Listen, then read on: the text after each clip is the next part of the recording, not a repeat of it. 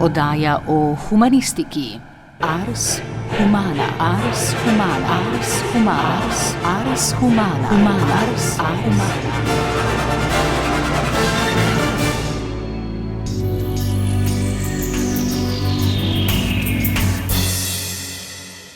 Naslednjo uro bomo namenili letošnjim Prešernovim lavreatom, prejemnikom najpomembnejših nagrad za področje umetnosti v Sloveniji. Predstavili bomo tako letošnja nagrajenca za življenjsko delo, to sta koreografinja in plesalka Mateja Bučar ter arhitekt in industrijski oblikovalec Saša J. Mehtik, zatem pa tudi 6 nagrajencev Prešernovega sklada za ustvarjalne dosežke zadnjih 3 let. Glasbo je izbrala Tina Ogrin, za mešalno mizo je Klara Otorepec, pred mikrofonom pa Staša Grahek.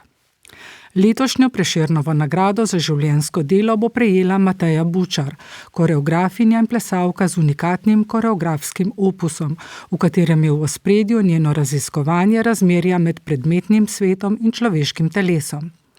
Po študiju klasične in sodobne baletne tehnike v Cannesu v Franciji je postala članica baletnega ansambla v SNG Opera in balet v Ljubljani, nato se je pridružila Plesnemu teatru Ljubljana. Leta 1999 je ustanovila DUM, Društvo umetnikov, pozneje pa je v Londonu doktorirala z področja koreografije.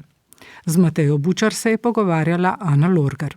Svojo plesno pot ste torej začeli z baletom, najprej v Ljubljani in nato v Cannesu, pa me zanima, kako je balet, za katerega sta značilni strogost in disciplina, vplivali na vaše ustvarjanje in zakaj ste se nato usmerili v sodobni ples. V Ljubljani, takrat, ko sem jaz začenjala, oziroma, ko sem zvedela, da obstaja baletna šola, pač ni bilo neke sodobne. Bila je sicer ta smer svobodnega plesa, Žive Krajger, ampak nekako sem hotela iti v balet. Zdelo se mi je, da še kot otroku po spominu nekako, da ima veliko več neke te moči, tudi discipline po svoje, ja. In tako sem tam pri 8 letih hotela in sem potem ostala, nekako vztrajala čez to baletno šolo. Drugih šolanj pa še ni bilo, ne, v tistem času. To je bilo v 60 letih in ta modernost je bila že zelo v zraku, oziroma pač povsod je bila pač neka obljuba prihodnosti, ki bo moderna. Tako da jaz sem tudi s tem nekako, s to idejo pravzaprav gojila oziroma nadaljevala, no. Zato sem se šla tudi še naprej šolati v Francijo. Tam so bile te tehnologije učenja baleta precej bolj, bi rekla, že razvite, napredne. Tle smo imeli šolo, ki je bila tako nekako ena kopije od kopije ruske šole še takrat. Zdaj je to že vse drugače, seveda. Vedno me je pravzaprav zanimalo, kaj se bo še dogajalo v plesni umetnosti in tako. Komisija je v svoji utemeljitvi poudarila vaše soprijemanje materialnih struktur s koreografijo. Plesalkino telo se v vaših delih velikokrat postavlja v razmerje do objektov. Gre za objekte, kot so recimo svetloba oziroma svetlobne projekcije v delih Bratje Karamazovi, Story Out of Ideas in Bilabi Palma, pa škatla v ugodje v neugodju, elastična struktura v delu Kvadrat, žoga v delu nad parketom, avtomatski sesalniki v rdečih čeveljcih. V delu Hišni red iz leta 2022 sicer performira Primož Bezjak, vendar smo v zabojnik pred pošto Slovenskega mladinskega gledališča s pihalcem listja lahko tudi sami v gibanje spravili vrečke za smeti in tako ustvarjali koreografijo predmetov. Za vami so torej leta raziskovanja odnosa med svetom človeške koreografije in predmetnim svetom. Pa me zanima, kaj je tisto, kar vas v tem odnosu najbolj zanima oziroma privlači? No, sproti, ko so se te stvari dogajale, sem sama pravzaprav razmišljala, odkje je to nagnjenje za vse to.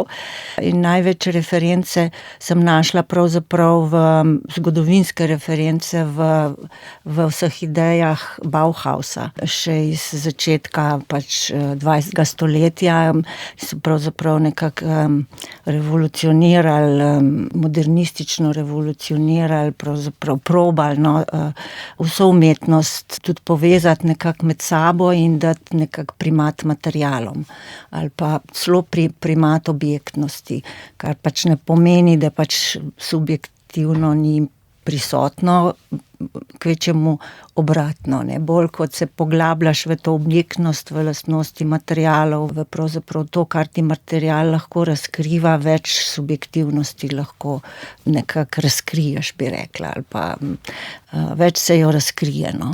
To sem v bistvu bolj post festum lahko tako reflektirala oziroma tako kontekstualizirala zgodovinsko, ne, ampak tudi ta ideja, da pravzaprav, da se vsi materiali ali pa vse pravzaprav mediji med sabo nekako povezujejo, ne zaradi pripadnosti gledališču, recimo sliki, zvoku, ampak se medsebojno pravzaprav en drugega lahko interpretirajo, reartikulirajo in tako. In zmeraj se mi je postavljalo tako vprašanje, pravzaprav kaj je mrtvo, kaj je pasivno, kaj je statično, kaj je potem na drugi strani to, kar rečemo živo, kaj se giblje, kdo koga giblje. To vprašanje, ne, a gibljemo, kaj nas giblje, kaj giblje telo, ali nas giblje prostor, če pomislimo, kako se pač civilizacija razvija, tehnologija in vse, je že to vprašanje kar precej se mi je zdelo relevantno, a ne, zdaj ali že tehnologija in prostor, v katerem smo, giblje nas in nas prilagaja svojim dinamikam in svojim mehanizmom, ali je obratno, ne, ali mi to delamo in seveda pol zvratno dobimo, kar smo naredili. No, in to, tle se mi je zdelo, da se razkriva pač veliko človeškega materiala, pač vsakršnega, mentalnega, fizičnega. Ne, v plesu se tudi rado reče, da ima telo neko svojo inteligenco, ki jo pravzaprav težko verbaliziramo čez kakšen drugačen medij, ubesedimo, ki jo mogoče sploh ne moremo ubesediti, jo pa komuniciramo zelo direktno, zelo jasno, neposredno, pač v stiku, v gledanju, pa v kakšnem drugem stiku z pač temi atributi dinamičnosti in gibanja. O delu Zelena luč iz leta 2011, na primer, spreminjanje signalov na semaforju že razumete kot neko koreografijo v javnem prostoru. Potem je tu še Dvojina iz leta 2018, kjer lahko vidimo dva človeka s kovčki, kjer prav tako koreografijo izvajata v urbanem okolju. Takšno je pa na primer tudi eno izmed vaših novejših del v izvrstnem redu. Plesalke in plesalci so ga izvajali tako v Cukrarni v Ljubljani, kot tudi na Tartinijevem trgu v Piranu. Bi lahko razložili več o premišljevanjih, ki se skrivajo za takšnimi plesnimi intervencijami oziroma za urbanimi koreografijami? Ta naš skupni javni prostor, mesto sem tudi vzela, tako kot v dosti drugih predstavah, kjer sem v bistvu prostor, kjer se je recimo kamor smo postavili to idejo gibanje človeka, recimo, ki bo neki odgibal, se mi je zdelo kot neko telo, a ne, v tem soočenju prostora kot telesa in telesa kot tudi predstava, recimo, kjer Tilburg recimo je pa vzela telo kot prostor. Tako da sem se igrala s temi besedami pravzaprav, ampak hkrati smo jih utelesili, a ne. In tudi mesto smo vzeli kot telo, kot neko živo bitje, recimo, in vsi ti njegovi ritmi oziroma vse te njegove funkcije lahko vidimo kot neke vrste koreografijo, a ne tisto, čist bi rekla plesno-odrsko, ne, ampak pravzaprav koreografijo, ki se nam že dogaja, ki nas je že življenje oziroma tehnologija bivanja nas je na nek način že skoreografirala, jo ubogamo, ne. Ja, in ko recimo opazuješ mesto iz neke distance ali pa s kakšno tako zanimivo postavljeno kamero, pač vidimo vso to pretočnost, krožnost, stop, go, in to je tako vse dosti preprosto, ampak ko smo se v to poglobili oziroma ko smo to probali nekako artikulirati kot umetno koreografijo, smo samo dokoreografirali to, kar je že samo po sebi koreografskega v mestu, ne. In s tem naredili pravzaprav razliko, ne, ker vseeno v mestu to teče, ampak posod so neke individualnosti, posod so neke majhne osebne drugačnosti, recimo, kako kdo to naredi, a ne. Ampak, in zdaj, če te majhne drugačnosti vse stran vzamemo, če jih umaknemo, suspendiramo ali kakorkoli, potem kar naenkrat postane nenavadno, a ne. In ta nenavadnost pač ni neznana, ne, iz plesno-baletnih in tudi vojaških in vseh drugih gibanj v naši zgodovini, je vedno pač na nek način posebna, a ne, nenavadna, nekaj predstavlja. S tem smo se poigrali na ta način, da zdrzne ta navadnost v nenavadnost. Vlada je lani ustanovila javni zavod za sodobni ples. Njegovi soustanoviteljici sta poleg države tudi Mestna občina Celje in Mestna občina Nova Gorica. Pa me torej za konec še zanima, ali se vam zdi ustanovitev zavoda pomembna za ples v Sloveniji in je to nekaj, s čimer si lahko obetamo boljšo prihodnost plesa? Pogoji dela niso bili nikoli lahki, ne. To se pozna, ker ples je pač ena taka stvar, ki pač rabi ene pogoje dela, če hoče biti pač vrhunska, a ne, in če hoče tudi dostopati do neke širše javnosti, tudi če hoče pravzaprav imeti eno zdravo sito, eno dobro sito, kaj gre bolj v, bi rekla, terapevtsko, kulturne zadeve, kaj gre v bolj res umetniška vprašanja, kaj gre mogoče, ja, kako se te stvari delijo, in to je neka institucija le lahko počasi spelje, če je dobro vodena. Za plesalce in koreografe je studio pač tako, kot je za pianista klavir oziroma pianino, ne, in če ga nimaš, kako boš zdaj razvil to do nekega nivoja, ki mu lahko res rečemo vrhunski, ne.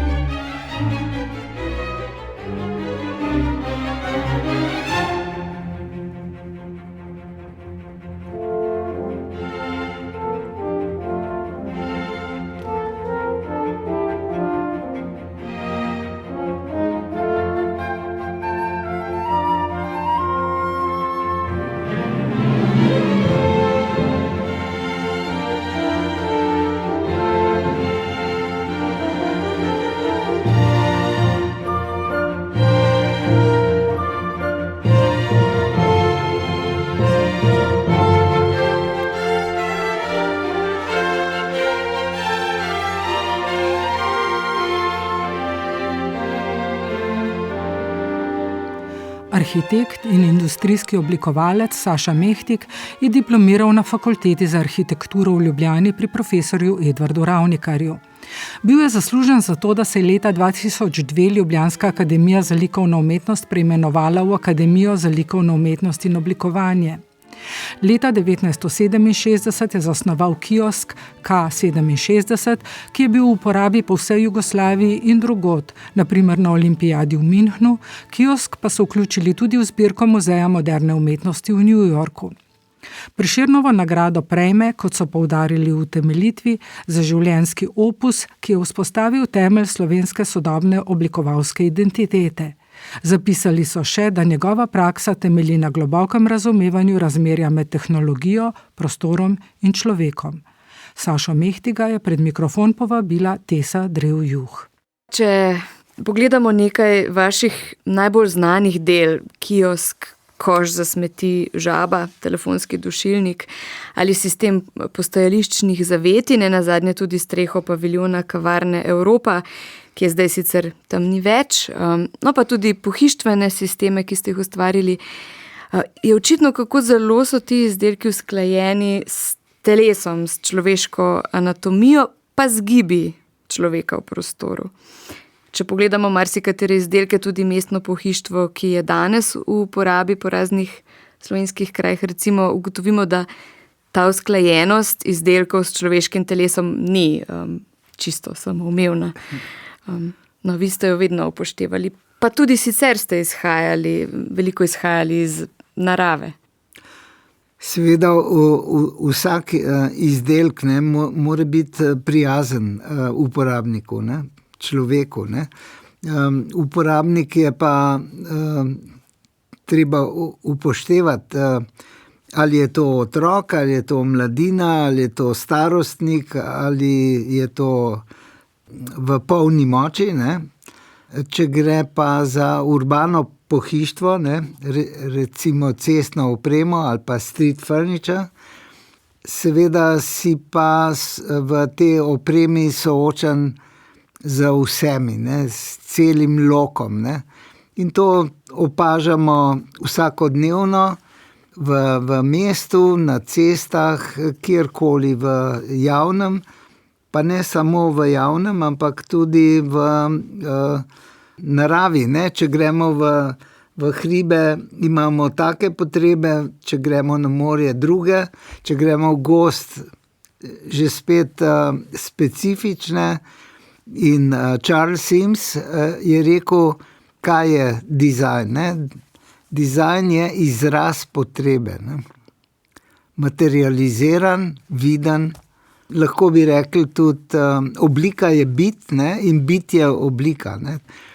Oblika sporoča, je kodirana, je koda in zadaj za to kodo je neka vsebina. Kako pomembni pa so bili za vas novi materiali, recimo fiberglas, iz katerih ste od 60 let dalje oblikovali svoje izdelke? Sintetični materiali so dali nove možnosti, konstrukcije so bili zelo pomembni. Cel svet jih je preizkušal. In ko je prišlo do proizvodnje plastičnih materialih, so te materiali aktivirali in očarali tudi arhitekte, snovalce, oblikovalce, pa tudi uporabnike. Ne. V 60 letih je bil izbruh teh novih materialov in seveda prva barva, ne, ki je prišla kot, lahko tudi kot neka koda. Ne. In jaz sem v svojih predavanjih večkrat uporabljal, sem rekel, 60 gredo rdeče, ne? 60s go red. No, zelo pomemben vidik vašega ustvarjanja je tudi modularnost, ideja, da se elemente spaja v module, v ta namen pa seveda mora biti en element izjemno dobro premišljen.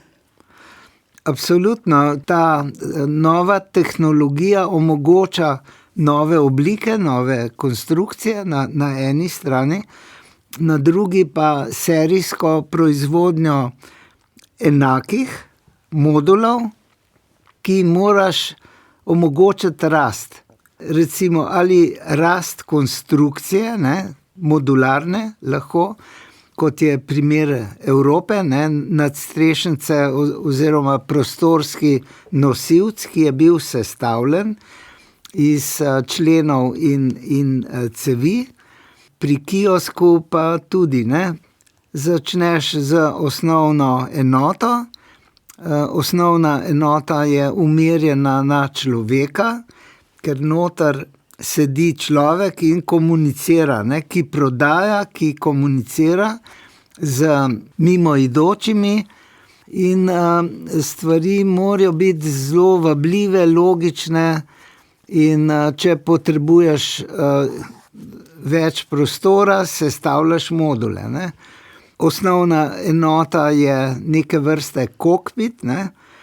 Ti sediš v tem križnem elementu, ne, in obvladaš prostor. Ne. Ergonomija je zelo pomembna, ne, v našem delu. Vse mora biti ergonomsko, ne, mora biti priročno. Ne. In do izboljšane ponudbe, ne, teh modulov prideš na začetku z modeli, potem z naravnimi modeli, ne, 1:1, in potem napraviš, če gre za industrijsko proizvodnjo, najprej narediš eno pilotno serijo, ki jo preizkusiš v javnem okolju. Najprej to okolje simuliraš z modeli, kjer preizkušaš odnos objekta do okolja, do uporabnikov. Ker potrebuješ odziv neposrednega uporabnika, ne? Skratka, na širši paleti preizkušaš, ne samo ljudi, ki so prijazni do tebe, ne? Ampak ki dejansko pokažejo tako objektivno odziv, ne? In potem greš v proizvodnjo. In ko greš v proizvodnjo, seveda so potrebna orodja, ki veliko stanejo, in tukaj ne moreš delati napak, ne. In K67 preizkušamo že 60 let, ne, neko dolgo dobo, na koncu dneva, ne, kot se reče, ne, vidiš, da stvari po tolikih letih, ko so se spremenile razmere, še vedno funkcionirajo. Da pa funkcionirajo, je pa dokaz, ne, objektiven dokaz, ker tisti, ki naročajo obnove iztrošenih ali pa zavrženih produktov, želijo dobiti obnovljeno verzijo, ne. Ja, vaš kiosk K67 je izjemno slaven in ja, od 60 let dalje ni bil v različnih funkcijah, torej kot prodajalna za vstopnice, sadje, zelenjavo, časopise, vse mogoče funkcije imel, torej ni bil v uporabi le na območju širše Jugoslavije, ampak recimo tudi na Münchenski olimpijadi, na Bližnjem vzhodu je bil zaželen in že leta 1970 so ga vključili v zbirko Muzeja moderne umetnosti v New Yorku. Zanimivo pa je, da ste pri njem izhajali iz preboda 2 cevi oblikovno.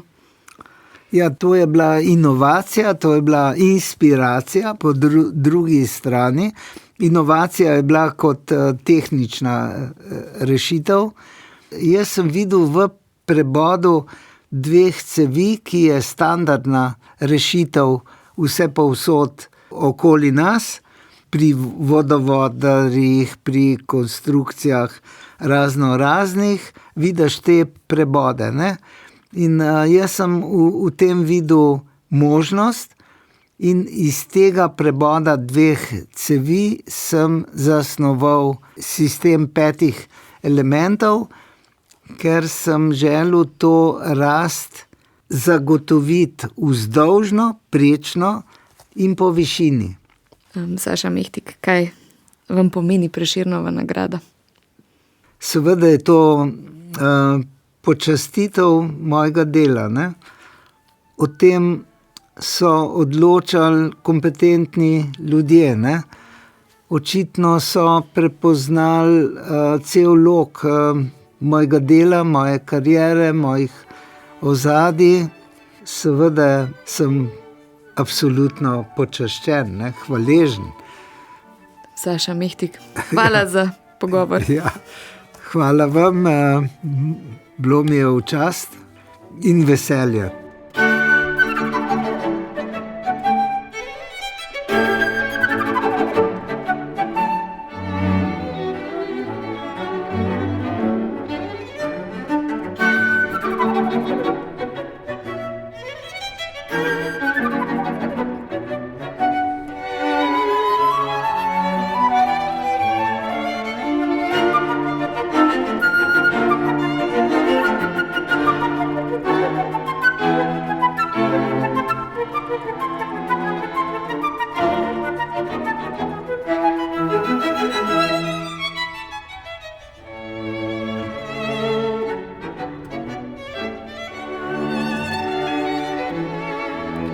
Gregor Božič ima izrazito samosvoj filmski pogled, ki se giblje med dokumentarnim, igranim in poetičnim. Nagrado Prešernovega sklada prejme za kratki film Navadna hruška, ki ga podpisuje kot režiser, ter za kratki film Moški ni mogel molčati Nebojše Slepčeviča in celovečerec Fiume o morte Igorja Bezinoviča. Pri njiju je bil direktor fotografije. Oba filma sta sodelovala na najpomembnejših svetovnih festivalih in nagovorila široko občinstvo. Kot pravi, se filmu približuje kot skupinskemu delu in umetnosti možnega. Njegovo ustvarjanje se napaja tudi iz dolgoletnega raziskovanja starih sadnih sort in odnosa med človekom, naravo in kulturno krajino. Tudi v Navadni hruški, ki združuje elemente znanstvene fantastike in dokumentarnega filma. Scenarij zanjo je napisal skupaj z Marino Gumzi, sicer producentko filma. Gregor Božič. Vedno znova imamo to ambicijo, da bi nekaj naredili preprosto in pol vedno zakompliciramo na največji možen način in to, kar ti je bilo, se mi pa sploh, zato ker smo začeli s to idejo, mislim, prijavili smo tudi na SFC kratki dokumentarni film, v katerem naj bi nastopali tej stari kmetovalci, ki bi govorili o teh sortah. Se pravi, to je povzeto po tej knjigi, ki sem jo jaz naredil, ki se kliče Sadje sonca, kjer so zbrane vse te zgodbe prebivalcev večinoma Goriških Brd, ampak celotne te goriške regije. In takrat sva z Marino razmišljala, da bi se šlo pač v neko res dokumentarno beleženje, bi jaz temu rekel, dokler so te ljudje še z nami. Pa se je zgodil COVID in kar nekaj teh ljudi ni bilo več z nami.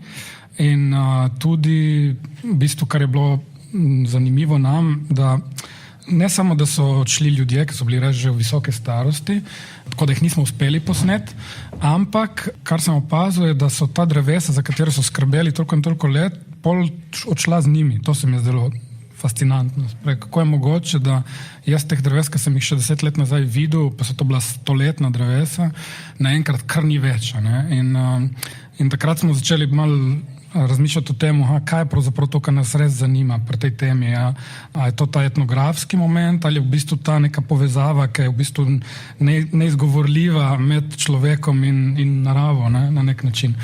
In pol smo pač prišli pred veliko vprašanje, kako iz tega narediti film. Zato, ker imeli smo jalne 3 minute materijala, kar ni bilo dovolj za film. Čas je tekel, pa so se zgodili te požari na Krasu. In ko so se zgodili te požari na Krasu, mogoče se motim, ne spomnim se čisto točno, ampak mislim, da je to bilo, da nam je nekako kapelno, čakaj, mislim, ta prihodnost je že tu. Mi v bistvu ne rabimo zdaj neke strašne znanstvene fantastike, da bi govorili o nečem, kar je v bistvu zdaj aktualno in te stvari, ki sem jih jaz videl tam, so v bistvu stvar neke preteklosti.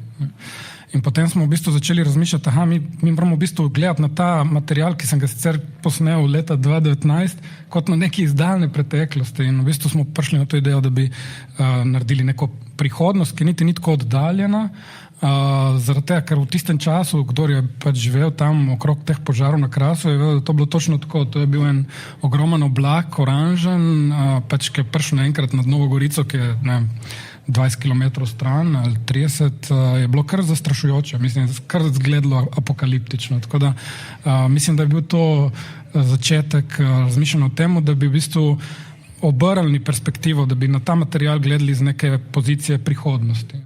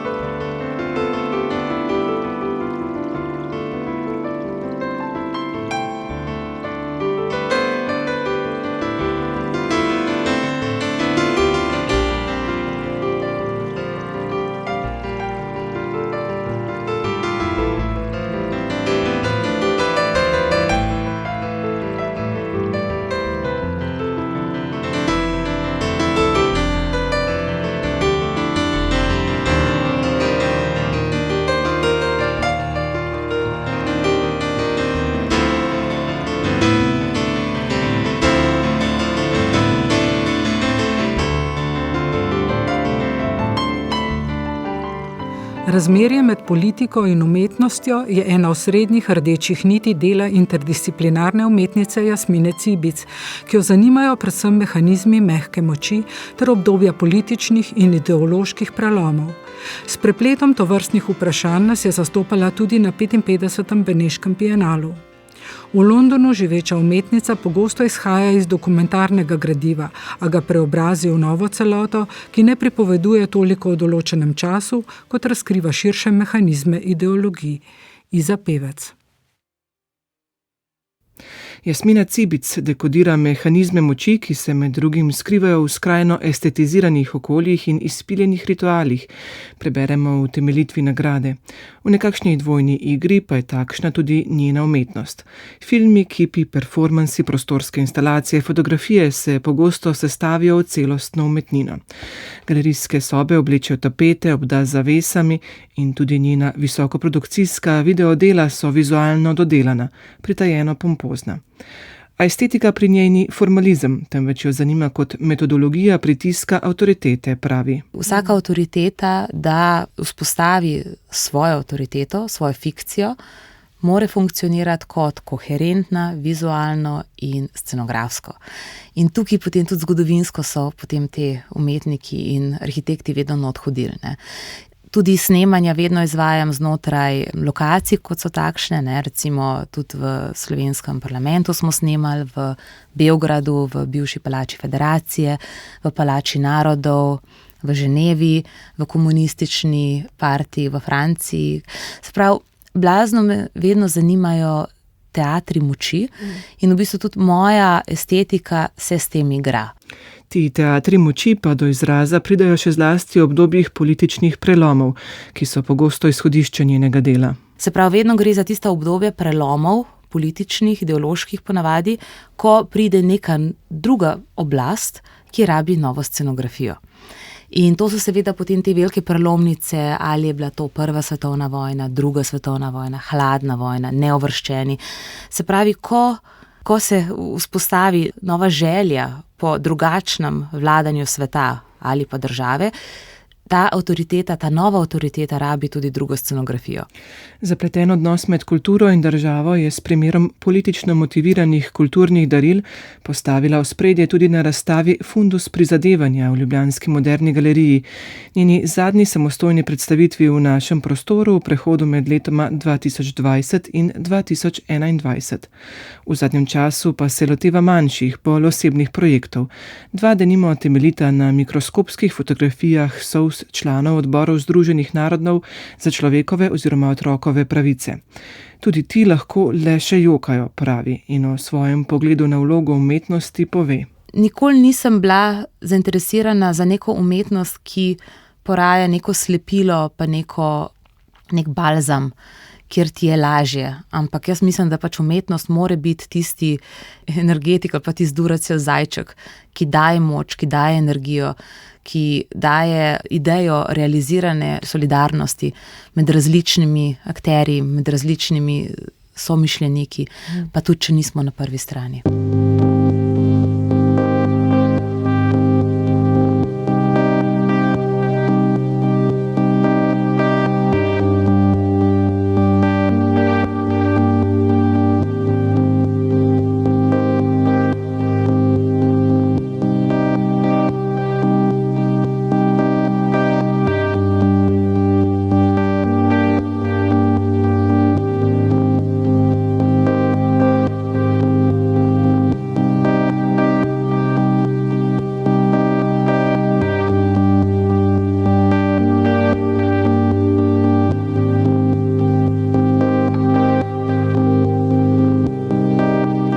Pesniška govorica Ane Pepelnik se skozi 8 doslej objavljenih pesniških zbirk razvija v smeri iskanja vse bolj izčiščene in precizne rabe jezika.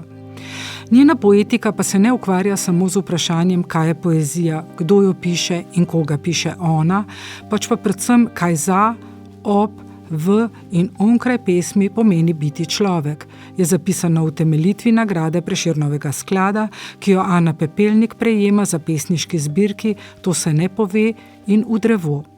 Več o nagrajenki in obeh zbirkah pa Gregor Podlogar.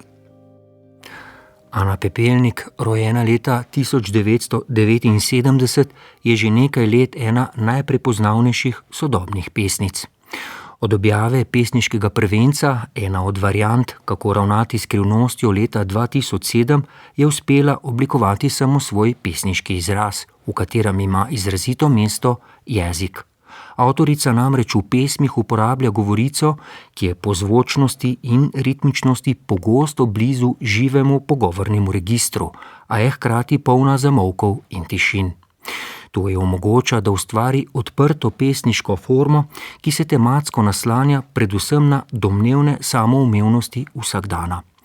Omenjeno velja tudi za zbirki To se ne pove in V drevo.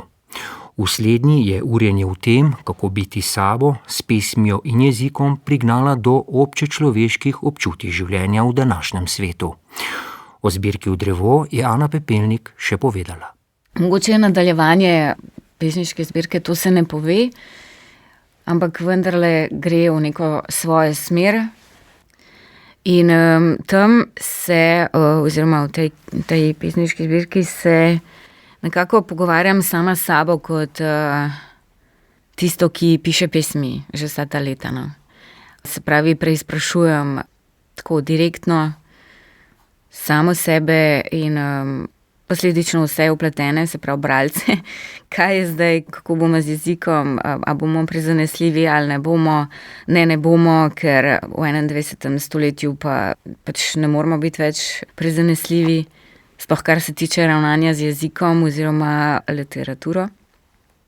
Ampak vendar sem to naredila na en tak način, da vseeno puščam prostor za varnost. Nekako se mi zdi, skušam tudi ponazoriti, da je pesem varen prostor. Tako se meni zdaj zdi, trenutno. Tako se mi zdi, da če že ne drugje, da bo pač vsaj v mojih pesmih nekdo našel sogovornika. No. Še nekaj je, knjiga V drevo izstopa tudi po oblikovanju in notranji opremi. V njej je kar nekaj praznega prostora, pa miniaturne ilustracije in posebna, mestoma tudi nepesniška, če smem tako reči, postavitev besedil. Kako je nastajal koncept te knjige? Pesmi, v bistvu sploh pri postavljanju, no, sem želela pač tako, da izgledajo kot kvadratki. Tako, no. Se pravi, da v bistvu nisem vztrajala pri temu, da ne smejo biti lomljene. Se pravi, da kakor bo pač dopuščal ta format, se lahko komu od beseda prelomi. To mi ni bilo bistveno. Bistveno mi je bilo v bistvu, da se pove vse v enem zamahu, ker po večini so pesmi sploh s tako obliko nastale v enem zamahu.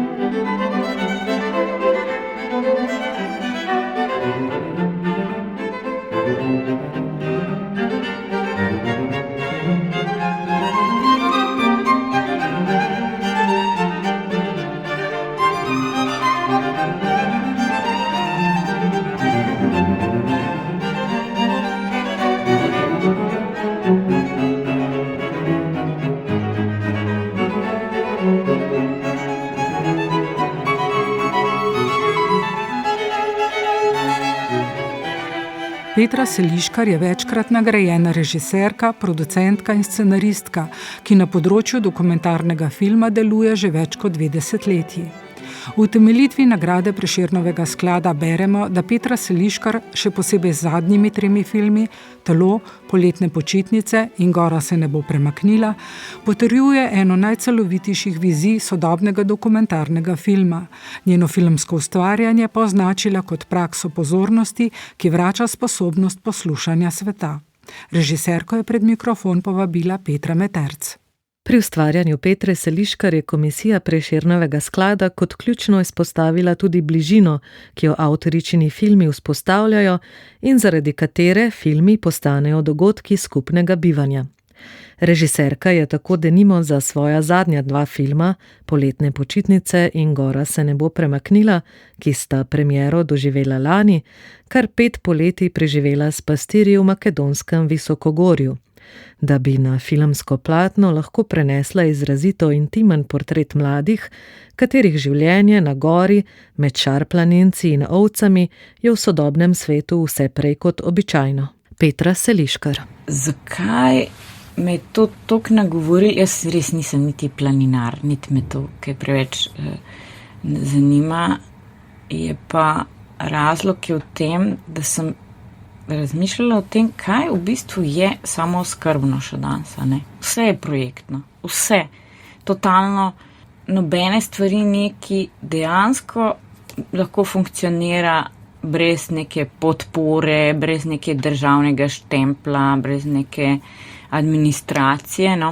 Fasciniralo me je, da nekaj obstaja in je lahko samooskrbno po eni strani, totalno ekološko, pa to delajo otroci, ne. Seliškar v omenjenih filmih v intimo bratov v Visokogorju vstopa nežno, nevsiljivo, za kar gredo zasluge predvsem iskrenemu pristopu, ki ne bi bil mogoč, če režiserka s protagonisti ne bi najprej vzpostavila pristnih osebnih vezi. Ja, nekako imeli smo srečo, da so nas takoj sprejeli. Mogoče tudi zato, ker čisto na začetku sem bila pač z Brandom Ferom in s svojim sinom. In nekako, ker sem jaz pripeljala s sabo tudi svojega otroka, so oni dojeli, da to pač ni tako zelo resno, ne, glede na to, da so se pol igrali, pa tako, ne, se potem je Nila bilo vedno manj, zdaj je jaz sem v voiceover, v moje poletne počitnice je moj sin, ampak drugače pa praktično gre za zaupanje, itak, ne, gre za to, da sem jaz bila daleč na okolje, edina ženska razen sestric, ne, in da so oni pač nekako me vzeli kot neko mamo, tetko, frendico, ne, da sem zapolnila vse te njihove manjkajoče dele, ki so jih mogoče v njih ne bi niti razmišljali, zato ker pač to je tako. Ne. Mislim, to je šlo zelo počasi. Je pa res, da tudi Brand Fero, snemalc, na začetku smo praktično spali v tem bačilu. Bačilo je ta hišica pastirska. Z njimi, vse smo si delili in če ne bi bilo te intime, tudi pol kasneje ne bi mogla priti z 8-člansko ekipo. Petra Seliškar je poleg filmskega ustvarjanja in vodenja svoje produkcijske hiše Petra Pan Film tudi soustanoviteljica in programska svetovalka kreativnega festivala dokumentarnega filma Makedox, ki se že 16 let vsako poletje odvija v Skopju.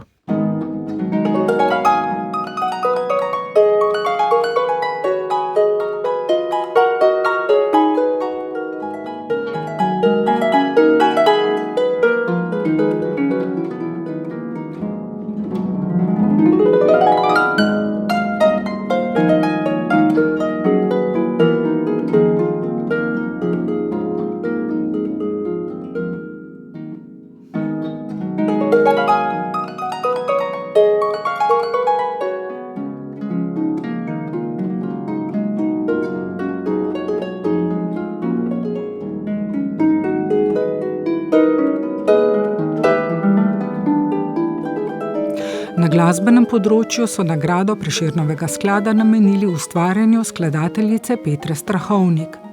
Njeno raziskovanje presečišč med zvokom, performansom, vizualno umetnostjo in znanostjo že od skladateljičinih začetkov presega klasične kompozicijske okvire. V zadnjem obdobju pa je Petra Strahovnik, ki živi in deluje na Nizozemskem, še poglobila svoja iskanja in z njimi dosegla široko mednarodno javnost. Z nagrajenko se je pogovarjal Primož Trdan. Petra Strahovnik, kako in v kakšnem ustvarjalnem, tudi osebnem obdobju je prišla ta zares zaslužena nagrada Prešernovega sklada? Mislim, da je najlepše, ko te nekaj preseneti, ne?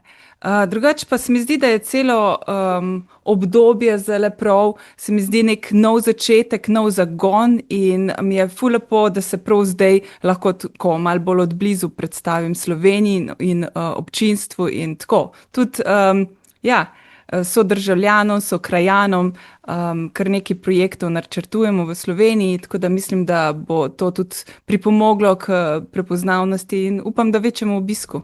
Na svojim vprašanjem sem imel v mislih 3 vaše orkestrske skladbe. Vse 3 je prvi izvedel Simfonični orkester RTV Slovenija. Prva Prana izpred 7 let je prinesla velik uspeh, zmago na mednarodni skladateljski tribuni Rostrum, a je ta nagrada še ne zajema.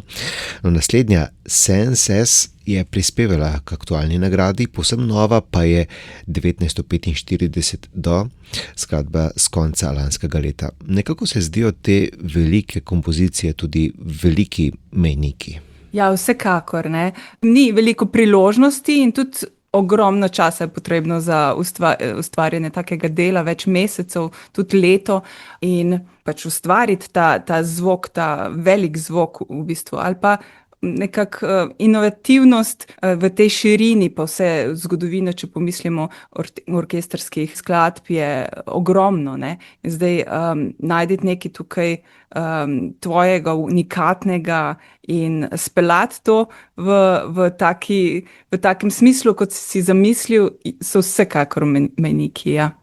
No, v tem zadnjem obdobju pa je velika sprememba tudi korak iz tega ožjega skladateljskega delovanja k performativni umetnosti, posebej iz Disorders, ki je tematiziral težka skrajna duševna stanja in je pomenil čisto drug način delovanja kot denimo orkestrske skladbe. Vsekakor sem se zelo poglobila v performance art, umetniško disciplino, prav pri projektu Disorders. Hkrati sem tudi v istem obdobju sama se postavila v kožo performance artista in doživela ta iz druge perspektive, iz luči performance ali pa glasbenika, ki se je potem podal na to pot raziskave samega sebe in kombinacije in zelo poglabljanje tako, kako tudi temo upeljati v to umetniško delo, ne, tako mentalno, čustveno, fizično, zelo je v bistvu intenzivno. Tako da je nekaka taka energija, ki jo tudi v bistvu doživljam, ko ustvarjam, ko komponiram. Je zelo podobno. Tako da ja, sem se kar fejst poglobila v to umetnost in hkrati tudi glasbeniki so se zelo poglobili in imeli smo tudi Jürgen Frica kot mentorja glasbenikov, tako da smo res od spodaj navzgor vse zbildali, vse te projekte in umetniška dela.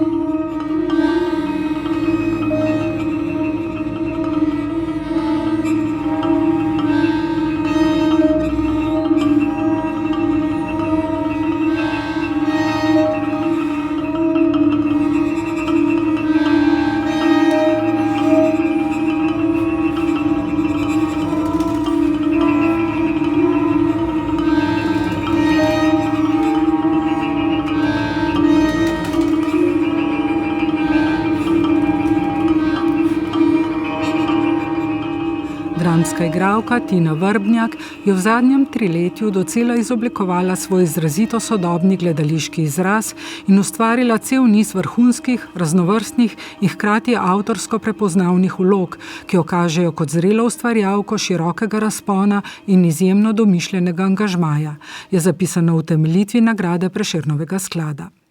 Eno izmed najvidnejših vlog je izoblikovala v avtorskem projektu Alica, nekaj solilogov o neznosnosti časa z režiserjem Luko Marcenom. Kako poteka proces oblikovanja predstave pri takem projektu, je Tina Vrbnjak razložila Tadeji Krečič. Pri avtorskih projektih je zmeraj tako, da vse teh, pri katerih jih jaz s svojimi kolegi delam, to seveda niso moji avtorski projekti, ampak delo cele ekipe, da zmeraj v bistvu nas nekako tema najde, ne? Se pravi, gremo delati nekaj, kar nas res zanima, kar nam je res izziv, ko si ti pač del ansambla v repertoarnem gledališču, te doleti, kar je pač na repertoarju, kar se pač, ne vem, ravnateljica, režiser odločijo, da boš ti delal. Tukaj pa pač zberemo neke stvari, ki nas res iskreno globoko zanima in se z njimi ukvarjamo, tako da to se mi zdi že prvi pogoj, da se to tveganje zmanjša za mogoče nek neuspeh projekta. In pa zmeraj je tem projektom namenjeno veliko časa, veliko več, kot projektom znotraj recimo repertoarnega gledališča, ki so ponavadi zamejeni z 2-3 meseci časa.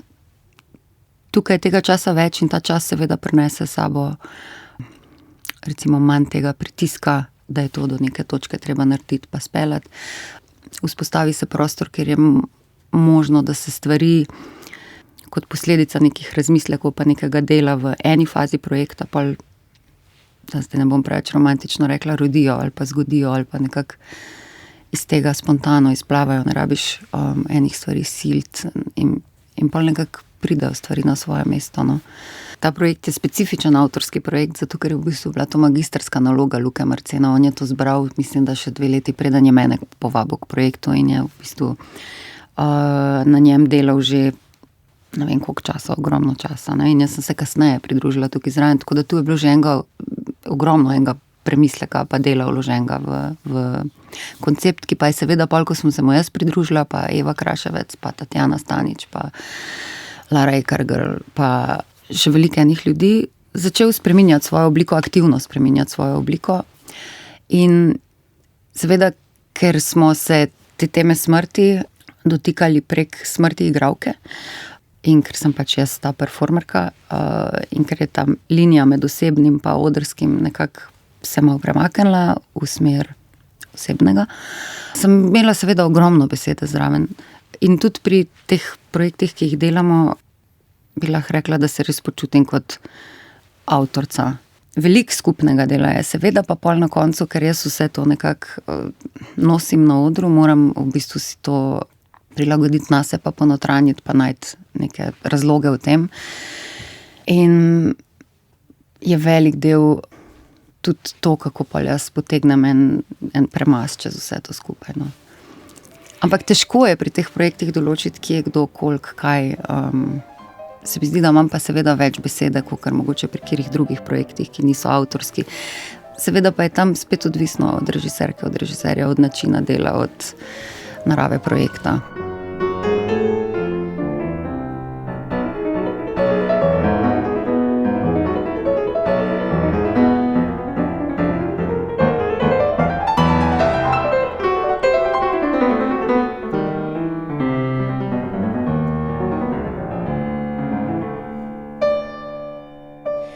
To so bili letošnji Prešernovi lavreati. Prispevke so pripravili Ana Lorgar, Tesa Drevjuh, Tina Poglajen, Iza Pevec, Gregor Podlogar, Petra Meterc, Primož Trdan in Tadeja Krečič. Glasbo je izbrala Tina Ogrin. Oddajo je posnela Klara Otorepec, uredila in vodila pa Staša Grahek. Oddajo Ars Humana ureja Gregor Podlogar. Oddaja o humanistiki. Ars Humana, Ars Humana, Ars Humana, Ars Humana, Ars Humana.